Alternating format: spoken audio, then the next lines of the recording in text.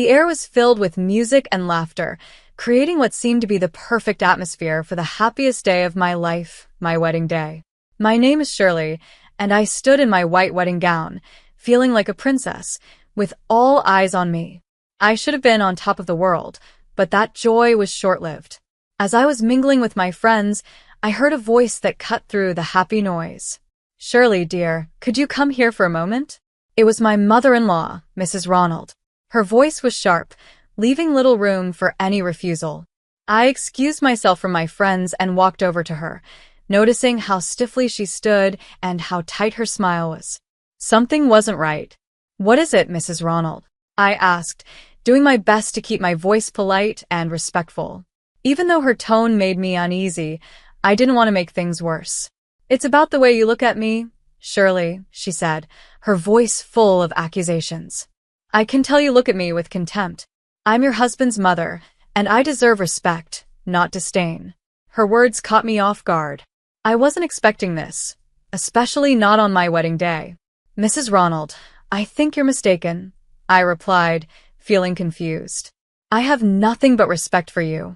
"Respect? Huh," she scoffed. "I've seen the way you roll your eyes when I speak, the little sighs. Do you think I'm blind? You've been turning my son against me." Her voice grew louder, and I noticed some of the nearby guests were starting to look in our direction. The situation was getting out of hand. Just then, my husband Paul walked over. "Mom, what's going on here?" he asked, concern written all over his face. "Your wife," Mrs. Ronald said, her voice trembling. "She's been disrespectful to me. She's always looking down on me. And today, on your wedding day, she's been worse than ever." Tears welled up in her eyes, making her look vulnerable. Paul turned to me, his face a mix of disbelief and anger. "Shirley, is this true?" he asked, clearly not sure what to believe. "No, it's not true," I said firmly, feeling a rising sense of injustice. I couldn't believe I was defending myself against such false claims on what should have been a day filled with love and happiness. "I've never disrespected her. She's lying." Mrs. Ronald's voice cracked with emotion as she clung to Paul's arm. "I'm your mother, Paul. Would I lie to you?" she sobbed, making it look as if I was the villain. And then, in a moment that felt utterly surreal, Paul's hand came up, and he slapped me across the face. The sharp sound of his hand against my cheek echoed through the now silent room. I stood there, frozen in shock, my hand instinctively rising to touch my stinging cheek. All around us, the guests who had been celebrating moments ago were now staring at us, their faces reflecting the same disbelief I felt. How had things come to this? 5 minutes, I was celebrating what should have been the happiest day of my life, and the next, I was humiliated and hurt in front of everyone. The slap wasn't just physical, it was an emotional blow that left me reeling. Paul had believed his mother's lies, and in that one action, everything I had felt for him, love, trust, excitement for our future, started to crumble. I wanted to scream, to cry, to disappear from this nightmare. But I couldn't move. All I could do was stand there, my cheek burning, surrounded by a crowd of onlookers who had no idea what to say or do. My dream wedding had turned into a nightmare, and I had no idea how to wake up from it. In that moment, as I stood there, everything changed. The fairy tale I had envisioned for myself was gone, replaced by a harsh reality I hadn't anticipated. And as I looked at Paul, the man who was supposed to love and protect me, I realized that the road ahead would be far more difficult than I had ever imagined. I didn't speak to Paul or Mrs. Ronald, but instead, I whispered to the universe that had allowed this horrible moment to happen. Paul tried to apologize, his voice shaky and full of regret. "Surely I didn't mean to," he started, but I cut him off. "No," I said, my voice calm despite the storm raging inside me. "You've shown me exactly who you are." I didn't need to hear anything else. I felt something shift inside me, something strong and unbreakable. I turned to face the crowd, who had all witnessed the slap and the humiliation. "I'm sorry you had to see that," I said, my voice clear and steady. "Please continue enjoying the celebration. I just need a moment to myself." With that, I walked away, my head held high. I could hear the whispers behind me as people started talking, but I didn't care. I refused to be ashamed of something I hadn't done. This wasn't the end for me. In fact, it was the start of something new. A plan began to form in my mind, a plan for justice. This humiliation would not go unanswered. Once I reached the privacy of the bridal suite, I allowed myself to let go. Tears fell freely down my face, but they weren't just tears of pain. They were tears of strength and determination. I wasn't going to let this define me. I wasn't going to be a victim. I was going to fight back. I was going to win. After that horrible incident at the wedding, I knew I had to take action. The first thing I did was hire a private investigator. His name was Mr. Christopher, and he was known for being discreet and effective. I needed his help to gather evidence. I wanted proof of what was really happening in my marriage, and I wanted it done quietly. "Mr. Christopher, I need your help," I said when we first met. "My husband Paul, and his mother, well, they've been less than kind. I think there's more to their behavior than just what people see. I need to know everything." "Understood, Shirley. What are we looking for exactly?" he asked, getting straight to the point. "I need proof of their actions. Anything that shows emotional, financial, or legal abuse. Whatever you can find." "Consider it done," he said, his voice calm and professional. "I'll start with surveillance and background checks. I'll dig into their pasts, their finances, everything." With Mr. Christopher on the case, I started gathering my own evidence too. Every time I spoke with Paul or his mother, I recorded the conversations. I saved every text message, every email. I was building a case, slowly but surely. In the midst of all this, my friend Emma became my biggest support. She was there for me every step of the way. "Emma, I don't know how I'd get through this without you," I told her one evening when everything felt overwhelming. "You don't have to do it alone," she said, squeezing my hand. "I'm here for you always." "What's the plan?" "I'm collecting evidence. Mr. Christopher is helping too. I want to expose them for who they truly are," I said, feeling stronger with her by my side. "Just be careful, Shirley," she warned. "They won't see this coming, and they'll be furious when they find out." "I know," I said, my voice firm, "but I can't let them get away with this." Over the next few weeks, the evidence started piling up. Paul's phone calls became more aggressive and belittling. Financial records showed that Mrs. Ronald had tight control over Paul's money. There were strange transactions in their bank accounts, money being moved around without any clear explanation. One evening, Emma and I sat down to review everything we had found. "Look at these bank statements, Emma," I said, pointing at the screen. "They're moving large sums of money. But where is it going?" "And these emails," Emma added. "They're planning something, but what is it?" "We need to connect the dots," I said, my heart racing. "This is bigger than just emotional abuse.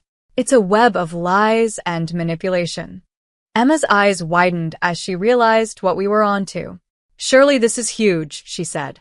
"We're uncovering something much bigger than we thought." As the evidence grew, so did my resolve. I knew that I wasn't just fighting for myself anymore, I was exposing the truth, and I wouldn't stop until justice was served. As I dug deeper into the evidence, the situation became clearer. Paul and his mother weren't just difficult people, they were involved in something much worse. They were not only toxic, but also likely doing things that were illegal.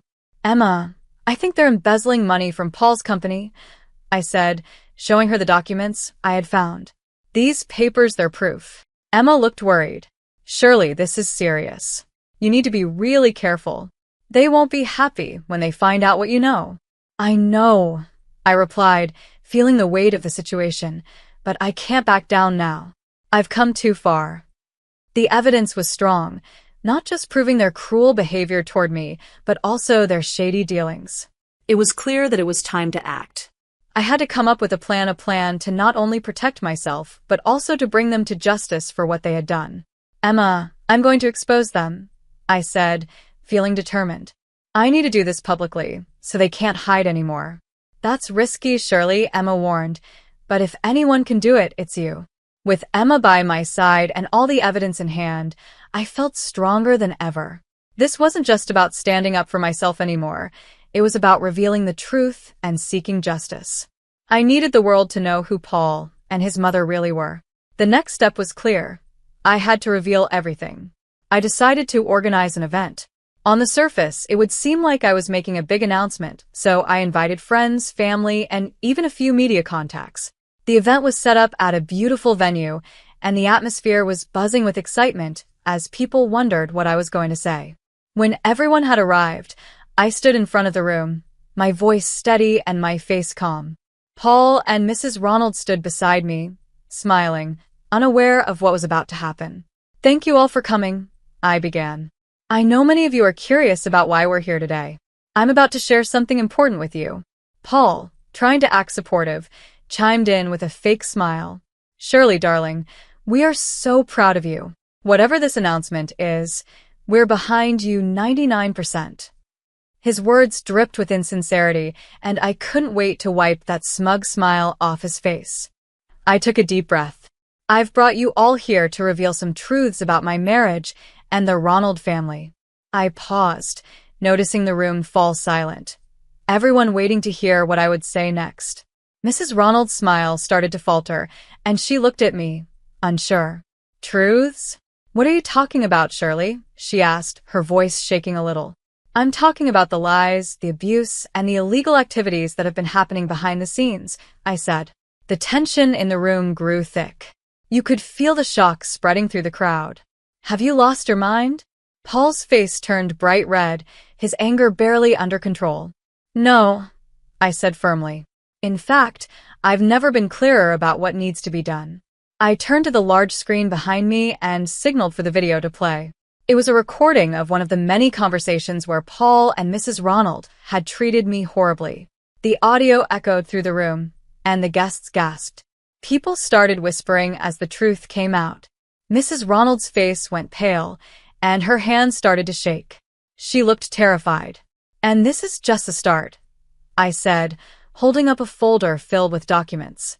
"These papers show financial irregularities, including embezzlement and fraud. There's no hiding from this." Paul's voice cracked as he desperately tried to stop me. "You can't do this, Shirley. You're ruining everything." I looked him straight in the eye and said, "I'm not ruining anything. You did this to yourself." The truth was out in the open, and there was no turning back now. I had taken my first step toward reclaiming my life. I stood before the crowd, determined to expose the truth, a truth everyone needed to see. As I spoke, the media personnel began clicking their cameras, capturing every moment of the unfolding drama. The sound of shutters clicking filled the room, but I stayed focused. "Shirley, please, let's talk about this privately," Mrs. Ronald whispered, her voice trembling. Her usual calm and controlled demeanor was completely gone. "No, Mrs. Ronald," I replied firmly. "No more private discussions. The time for hiding is over." I continued sharing the evidence I had gathered. The room filled with gasps, shocked faces, and whispers as I exposed more of what had been hidden for so long. Some guests shook their heads in disbelief, while others leaned in to whisper to those around them. I could feel the energy in the room shifting as the truth started to sink in. Paul and Mrs. Ronald stood still, frozen in place, their carefully crafted images crumbling before everyone's eyes. "This is my story," I said, my voice steady. "A story of surviving abuse and standing up against injustice. I refuse to be a victim any longer."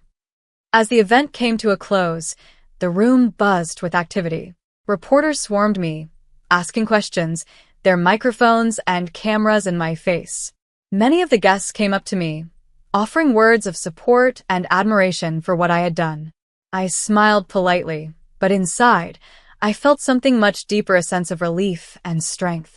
As I walked away from the podium, I felt a huge weight lift off my shoulders. I had done it.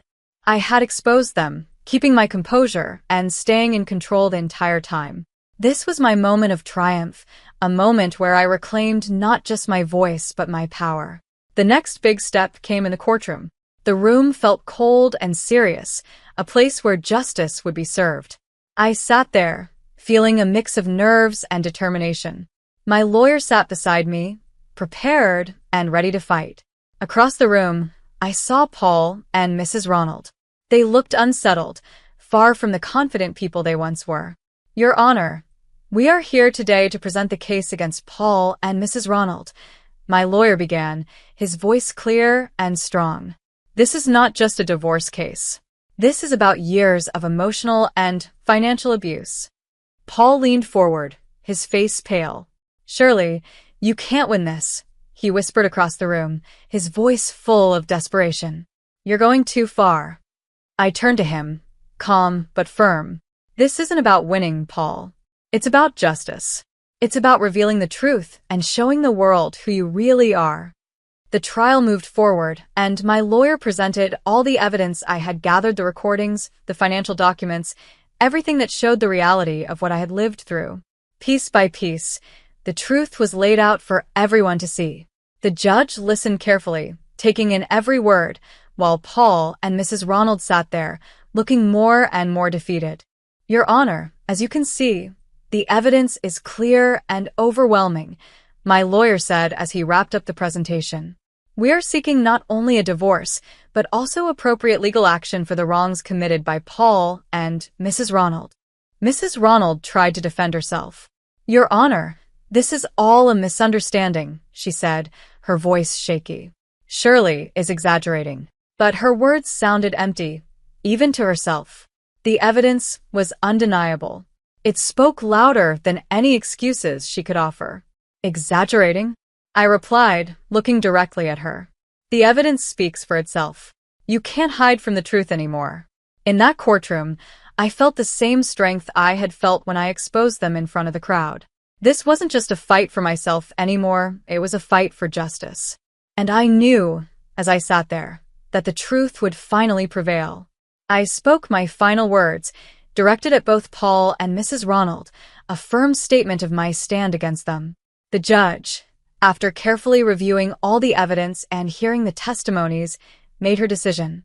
In light of the overwhelming evidence, she said, I grant the divorce and order legal actions against Paul and Mrs. Ronald for their conduct. As the gavel struck, a wave of relief washed over me. I had done it. I had stood up to them and won. After everything I had been through, I finally felt a sense of victory and justice. The long battle was over, and I could now focus on moving forward. With the legal battles behind me, I began a new chapter in my life. It was time to heal and rebuild. I found a small, quiet place in the countryside far away from the chaos and pain of my past. My new home was peaceful, surrounded by nature and calm. It was the perfect place to start fresh. One afternoon, I sat on the porch of my new home, holding a warm cup of tea in my hands. The gentle breeze made the trees sway, and I could hear birds singing in the distance. For the first time in a long while, I felt a sense of peace. There was no more stress, no more manipulation, no more lies. Just me and the quiet beauty of the world around me. This was the new beginning I had been waiting for. A life free from all the hurt and control I had endured. My journey to get here had been hard, filled with pain and struggle. But it had been worth it. I didn't just survive, I thrived. I found my strength, reclaimed my voice, and now I was finally free. As the sun began to set, casting a warm, golden light across the horizon, I knew that I was exactly where I was meant to be. The future ahead of me was unknown, but that didn't scare me. It was mine to shape, filled with hope, healing, and happiness. This was my story of triumph, the story of a woman who refused to be silenced, who stood tall against all odds. This was my closure, my victory. The journey had been tough, but I had come out on the other side, stronger than before. Now, the story of Shirley's journey had reached its end, a story of standing up for myself, exposing the truth, and finding freedom. Do you think Shirley's decision to expose and legally confront her husband and his mother was the best choice? Could there have been another way to handle this difficult situation? Feel free to share your thoughts in the comments below. And if you like this story and want to hear more like it, don't forget to like this video and subscribe to our channel for more inspiring stories. Your support helps us bring more stories to life.